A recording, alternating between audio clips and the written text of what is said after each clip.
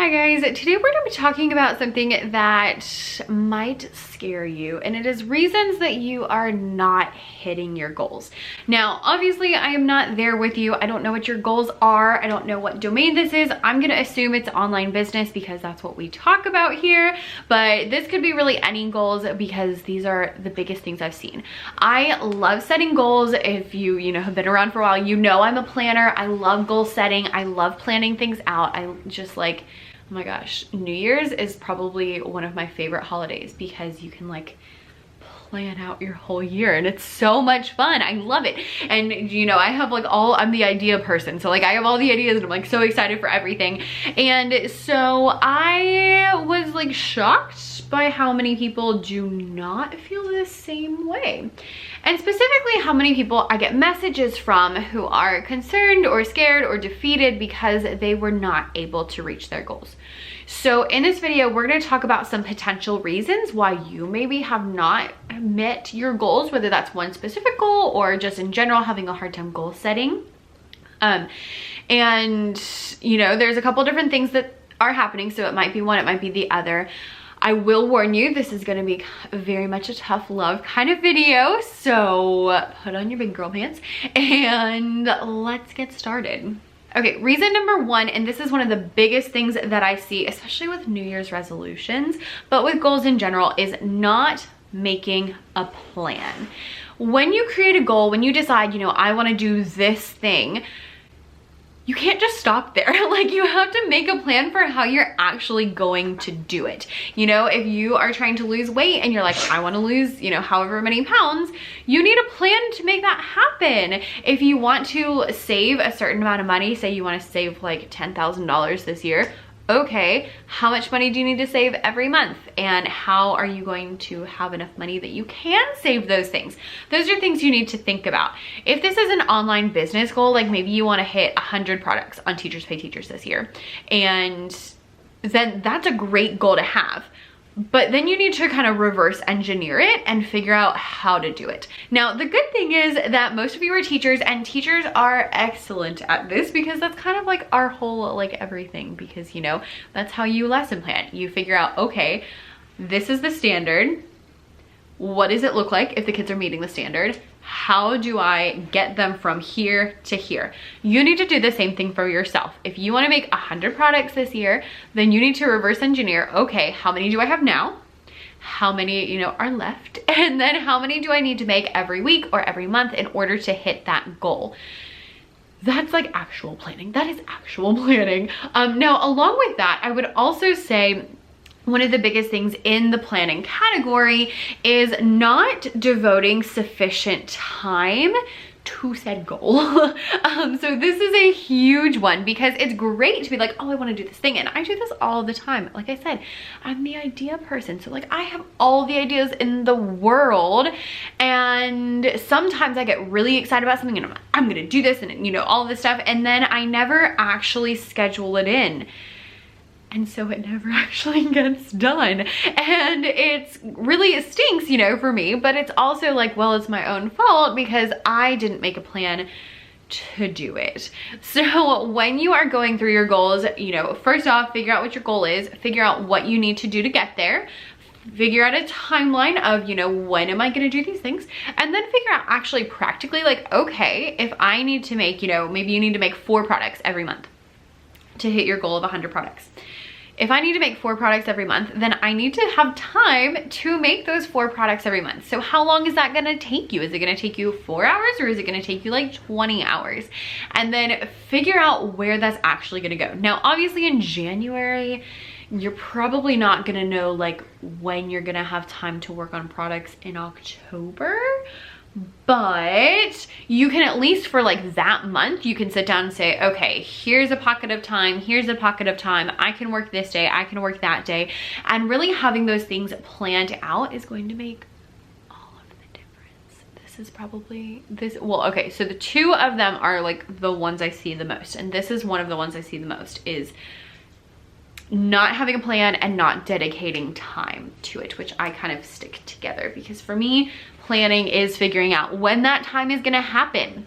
So And this is a really important step because as you figure out, you know, when I'm actually going to work on this goal, you might realize that you don't have time for it, or that you want to dedicate time to something else, because you have time for everything in the world, but you have to decide what you want to spend that time on. And so, you know, realistically, do you have time to spend 20 hours a month working on these products? And if not, maybe you only do 2 every month, and maybe you scale your goal back a little bit. We'll talk more about that later. Just really making this goal like something that is on the calendar and something you actually plan to do. Bonus points if you can make it into a habit. So I talk a lot about habits because I think they are one of the best ways to get to less stressed out. And because when something is a habit, it is something you just do and you don't have to think about.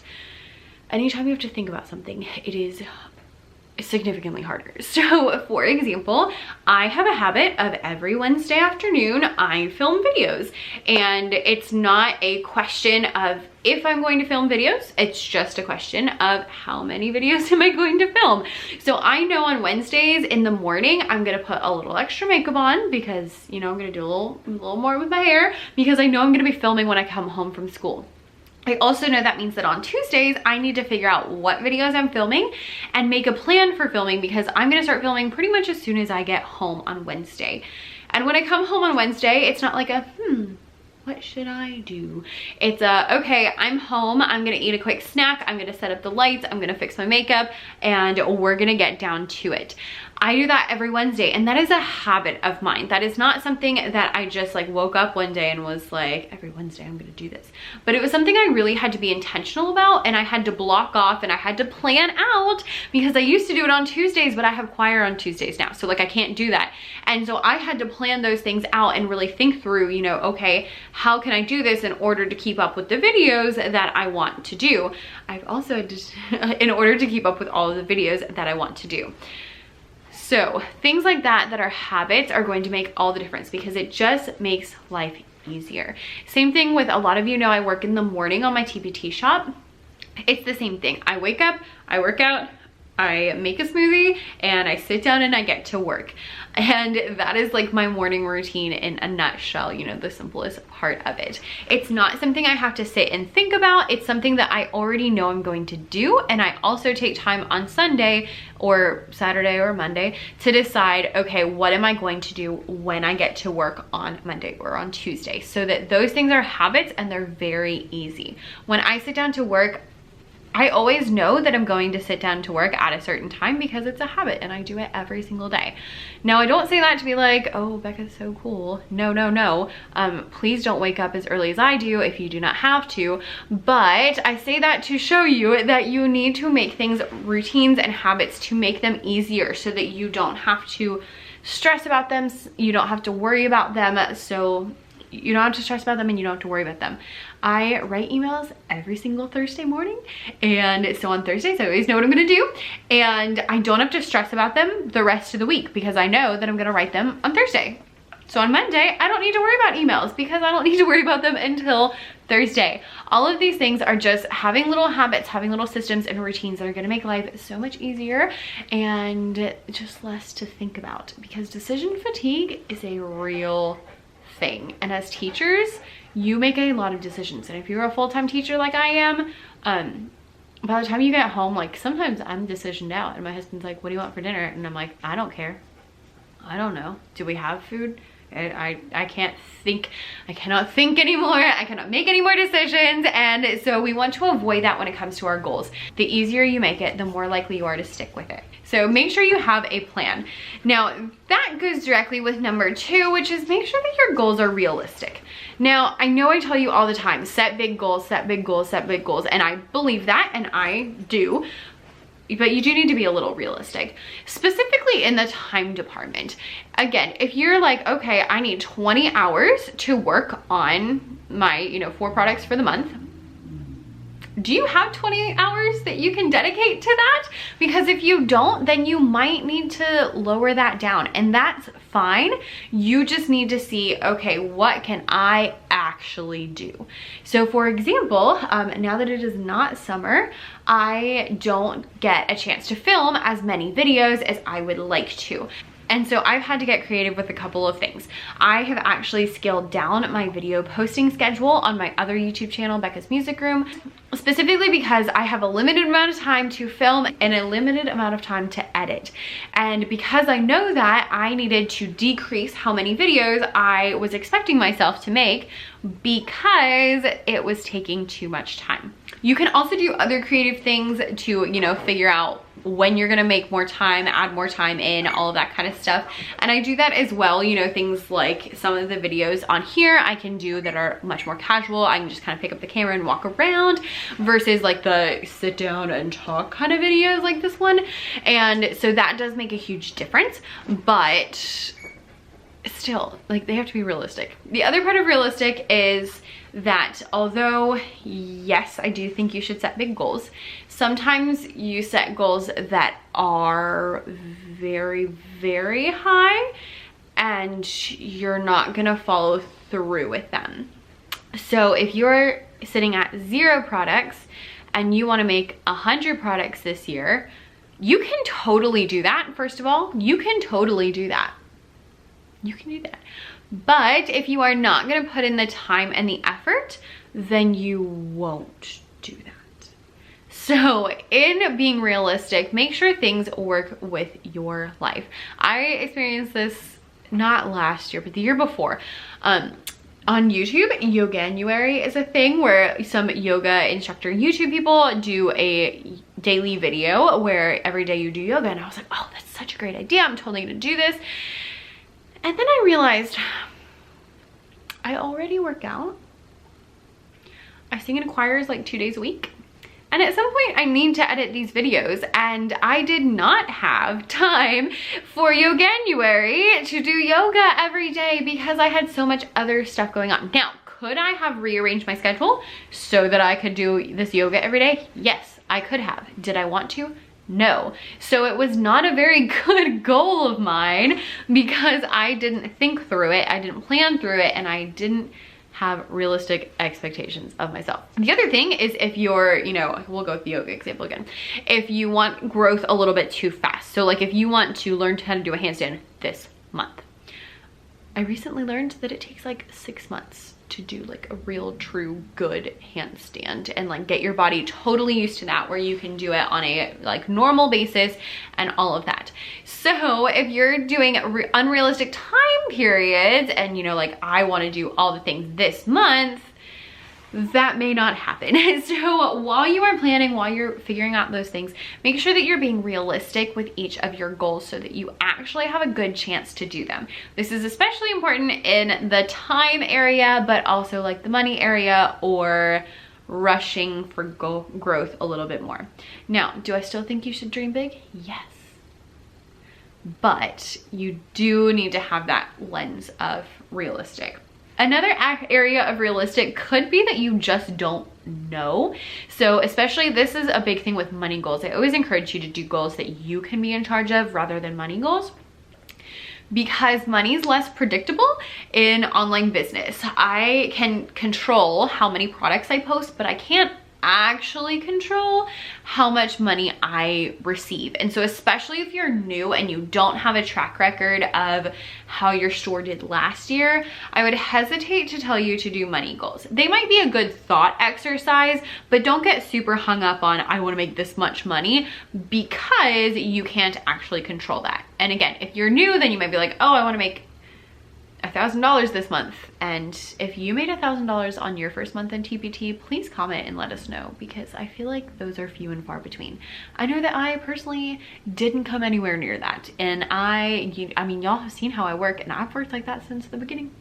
Like, I work like a crazy person, and nowhere near that. Nowhere near that for months. So have those realistic expectations, and if you're not sure what you can do, then I would take it either as only focus on things you can control, or set kind of smaller goals. So like this month I want to hit this amount, and then at the end of the month you can kind of gauge like, okay, how far off was I, so that you know what you need, you know, what's more realistic for next month. All right, reason number 3 might sound mean, but it is that you didn't care enough about your goals. And that's not a bad thing. Sometimes, especially again, at the beginning of this year, you know, people are all excited about goal setting and you have all these great expectations for how amazing this year is gonna be. And sometimes you just put things down that maybe you don't actually care about, and then you completely forget about them like a week in. So don't do that. So that is a real problem. Sometimes you think you care about something and you don't care as much as you think you did. How you will know that you actually truly do care about your goals is that you will sit down and figure out when you're going to achieve them, and you're actually going to work towards them. Like, you're going to put in that effort more than if you have a goal that you don't particularly care about. Now, I hate, you know, on the internet, that's such a big thing. They're like, you have to find your why. But really and truly, you need to have a reason behind your goal. So if you do have I want to make, you know, this many products because I want to make this much money, and I think if I have this many products, then I'll make about this much money. Why? Like, what's the point? Like, money by itself is nothing. There's no point in that. But what do you want to do with that money? Is it that you want to, you know, take your family on vacation, put on a big down payment on your house, get out of debt? Do you want to, you know, send your kid to private school? Like, whatever it is that you want to do is fine, but think through that reasoning rather than just having a number. And that's kind of where caring about your goals is, like, connecting with your goals, is having that, like, ulterior motive of what you're really after. So if you were, you know, thinking like, oh, I want to do more yoga this year, you need to have a reason. Again, in that year that I was like, oh, I'm totally gonna do this, and then I didn't have a good reason. I didn't have a good, like, thing behind it. And then actually last year I did do Yoganuary because my choirs weren't meeting because #pandemic. And so because of that, I had a much clearer reason. I found that I was my mind felt a lot clearer. I had more energy when I did this. I came home and I would do yoga, like, kind of first thing. I really started looking forward to it, just like the way that it made my body feel, the way it made my brain feel, and it really helped me to calm down on especially hectic days. And that was really helpful. And also, not having my face in a screen was a very nice benefit because, again, distance learning. So all of these reasons that I had this year for Yoganuary that I did not have last year really helped me to connect to said goal, and then actually helped me to achieve it. So that might be something you need to look into. Is not just, oh, I want to do this. It's more the reasons behind it. And if you can get to those reasons and those, like, driving forces inside of you that want to do something, you're going to be more likely to do it. So maybe it's that you want to start a blog because you really want to be able to share things with other teachers in a free way. That was one of my big things about my blog and about my YouTube channel. I'm like, I can share things for free, and, you know, yes, I would love it if you came and purchased my products, but you don't have to purchase my products. You can totally go to my blog. You can take all of my ideas, use them in your classroom, and now I get to help people because I'm providing all of this information for free. And that also makes me really motivated. On months that I have, like, a crazy posting schedule, it's usually just because I have so many things I want to talk about, and the more videos I have, the more teachers I can reach, the more people I can help, and just, like, long term, that ripple effect makes such a huge difference. So whether your reasons are, you know, what you want to do with money, or your reasons are what you want to do, you know, in the world, whatever it is, you have to have some kind of reason to connect with. If you don't care about your goals, you are not going to hit them. Number 4 might seem a little bit silly, but that is that your goals are boring, which might go into you don't care about them. I find this when I set goals that are too easy. If they're too easy and you know you're gonna hit them, they're not as much fun. I actually even heard someone talking about goal setting, and they said, I aim to only hit half of my goals, because if I hit all of my goals, then they were too easy. And I thought that was really funny. I don't subscribe to that because, you know, your girl likes to check all the boxes, but I am such a huge fan of the idea of really making your goals, yes, realistic, but also maybe a little scary. So if you're like, this is how much I know I can make this month, bump it up just a little bit and see if you can hit it. And even if you don't, you know, it's not the end of the world, but it could be more exciting along the way. And you're gonna get a lot more creative because you're gonna have to come up with different strategies to help hit said goal. Also, if you have, you know, your goals way up here, also, I've said this before, but sometimes I usually set a stretch goal. So I'll be like, this is what I think I can do. This is what I want to do. And even if I don't hit the top, if I come here, I'm still, you know, this much higher than my original goal. And so I'm still doing a lot better. And even if I don't hit the top goal, like, it's okay because I'm still doing better than I would have if I just set the realistic goal. So be realistic, especially with your time, but also make them interesting. Make it a little bit like, I don't know if I'm gonna hit this or not, because it's gonna be a lot more fun. And you're gonna be a lot more creative, and it's just gonna be a lot better overall. Number 5 is that you don't fully commit. So if there's 2 that are probably your biggest problems, I would say it is you didn't make a plan or you didn't fully commit. The longer I have been doing this online business thing, you know, I've been doing online business for 4 years, 4 full years, so this is year number 5, and I've been on TPT for 3 full years, so this is year number 4 for TPT. The longer I do them, the more I realize that you have to be really, really committed for this to work. Because the thing is, if you don't commit to your goals, then you won't care about them, then you won't make a plan, then you won't have all of these things, and then they won't come to fruition because you didn't commit and you didn't put in that effort. And a lot of that comes with consistency. If you aren't committing to your goals, then you won't be consistent in working towards them.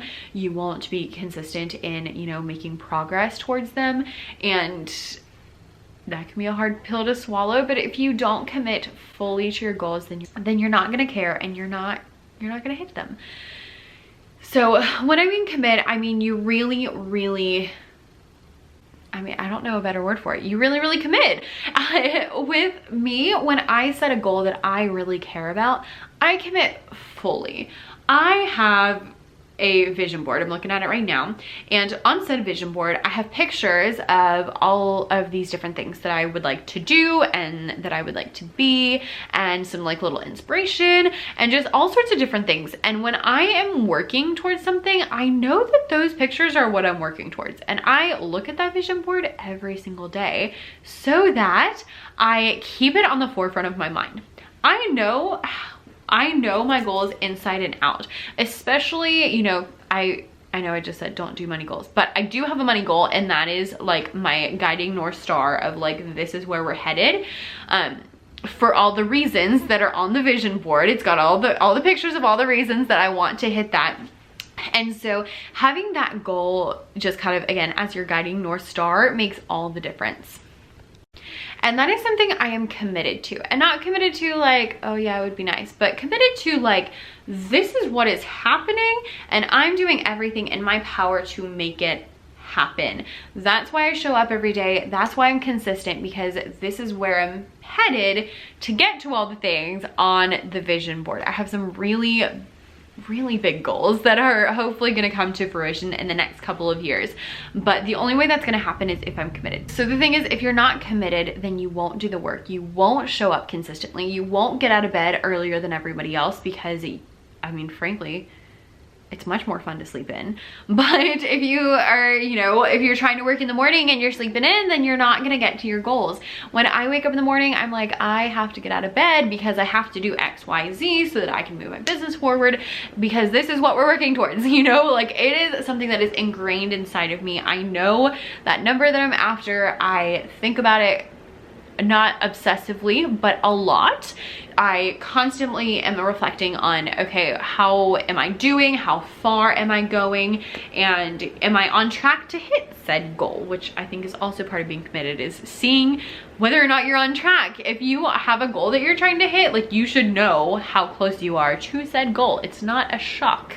on December 31st whether or not you hit your goal. You should know long before that if you're going to hit it. So having that, like the really big goals really ingrained in you and really thinking about them and reviewing them and, you know, going through and figuring out just how far you are along the way is going to make all of the difference.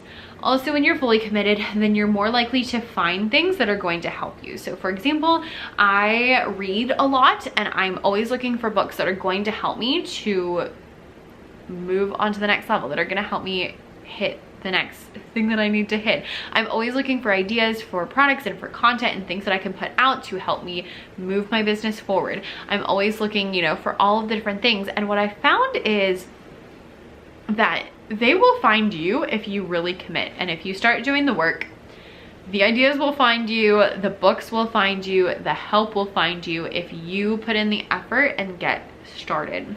But you have to be willing to fully commit and say, this is what I really want, this is what I really care about, these are the reasons why, and if I don't hit it, you know, it's sad and it's upsetting, and I agree, you know. And so it's something that you're really working towards, really just, yeah, just commit and make sure that you are consistent with those habits. If you can commit and you can plan, you can do like literally anything in life.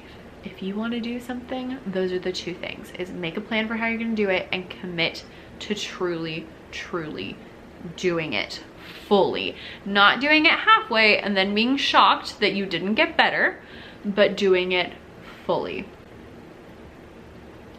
Not doing it halfway and then being shocked that you didn't get any better, but doing it fully, doing it consciously, doing it on purpose, doing it intentionally. That is like the word of this YouTube channel, is intentional. If you can be intentional in your life, you can be great.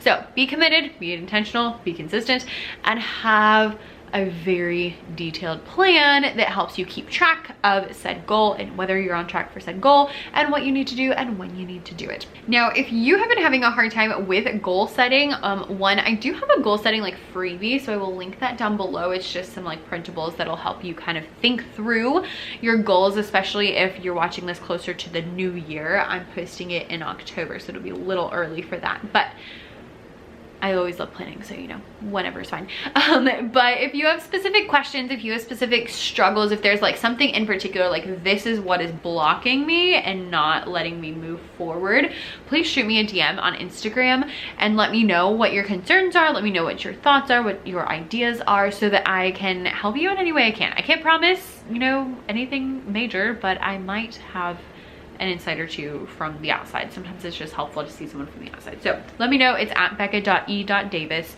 on Instagram. Let me know what you think. Anyway, I hope this video was helpful. I tried not to make it too harsh. Thanks so much for watching, and I will see you next time.